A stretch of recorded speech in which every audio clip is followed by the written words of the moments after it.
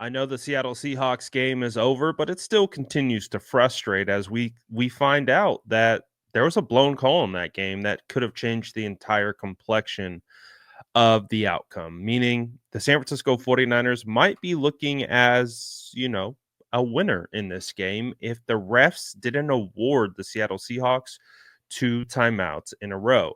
This is an infraction, and we actually had Mike Pereira go on to KMBR to discuss this in length, but to summarize essentially what had happened is when the 49ers had chose to punt, it was 4th and 6, I believe, and this was already there was already a timeout called by the Seattle Seahawks, and then they called another timeout. You had the ref run up, he stopped the play, and they awarded Seattle two timeouts in a row. That is against the rules. That is a 5-yard penalty. Now, it's not a penalty for the coach to call a timeout. It's a penalty when the refs actually stop the clock and award the timeout. So, because the ref ran onto the field and he stopped the play, stopped everything like it was a timeout, that is a 5-yard penalty, meaning the 49ers should have been looking at 4th and 1 in that scenario.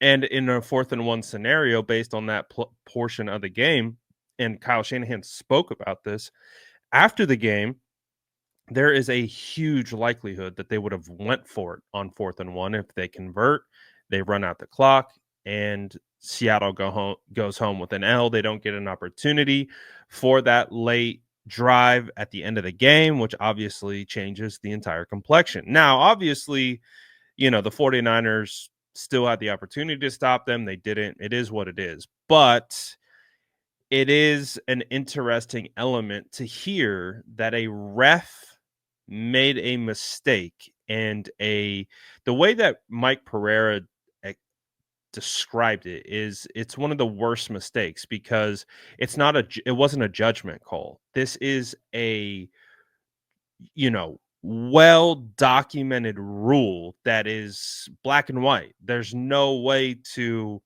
you know, misinterpret it or any. You can't award two timeouts in a row, and if you do, and if the ref or the sideline judge awards it, it then triggers a 5-yard penalty.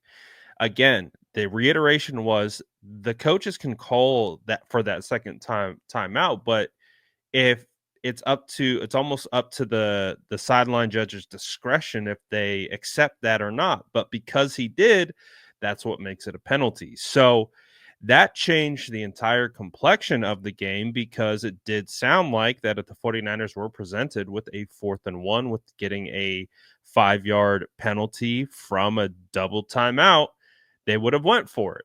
And we have seen the 49ers have a lot of success with their quarterback sneaks and being able to pick up that short yardage. So there is a good chance that they could have converted and they could have iced out that game. And you're now talking about the 49ers being up. Now, this is exactly also why on this channel I always have the same conversation about refs. It's also on the 49ers to not put the refs in a position to make a mistake. It's one of the things I always harp on. It's one of the reasons why I don't love coming on and, especially after like the Super Bowls or anything like that. It's the refs' fault. It's the refs' fault. There's a lot of things that the 49ers contribute to putting themselves in a position to allow the refs to dictate the game. So I'm old enough and I've seen enough football to know that the refs in the NFL are absolutely terrible.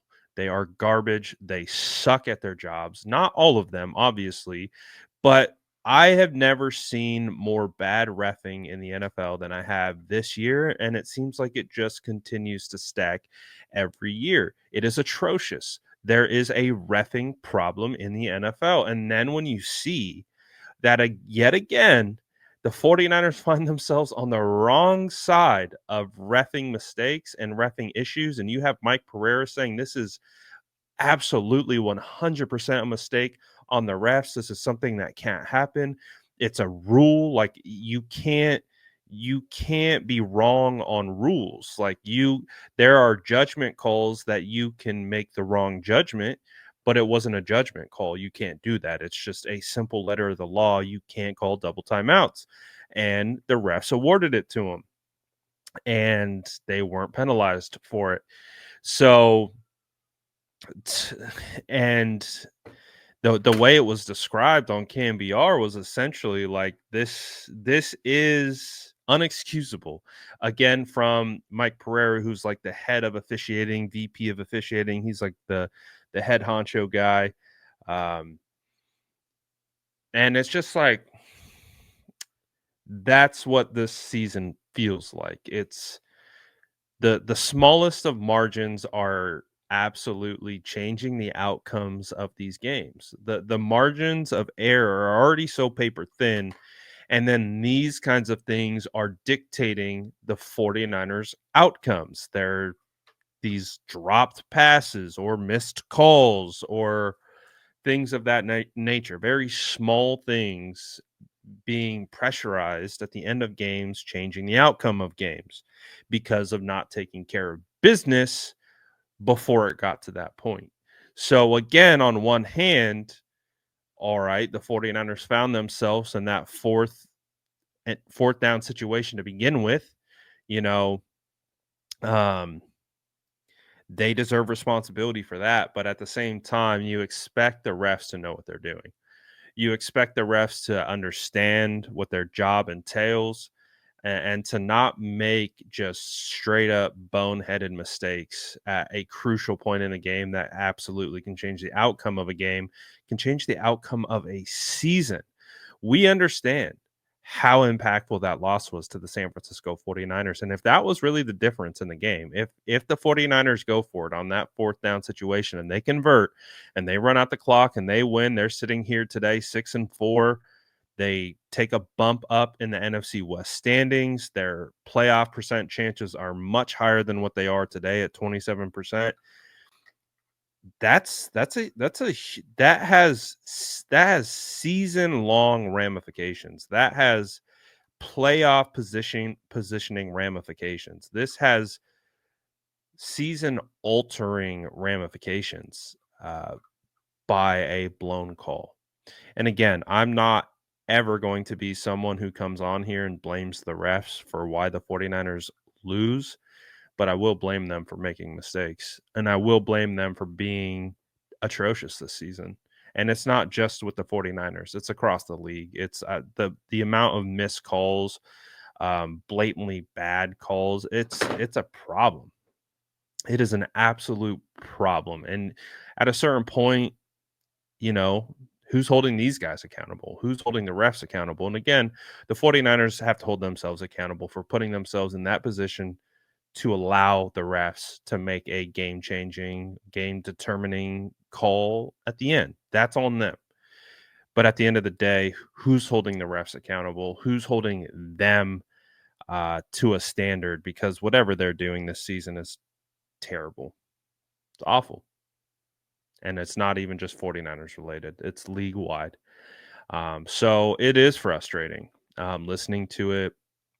Greg Papa was getting frustrated listening to it. He's like, wait a second, this changes everything. So you're telling me that the refs just flat out made a mistake that absolutely changed the decision-making process that had a direct correlation to how the game finished? See, that's a tough one. That's one where you could say, yeah, the refs suck.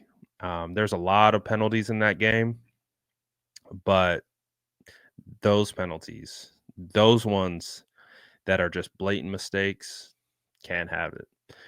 So I'm curious. I'm curious to know what you guys think about that. Curious to know if you think that is a big problem, um, or if it changes anything for you. Let me know in the comments below. And as always, make sure to like and subscribe for more updates.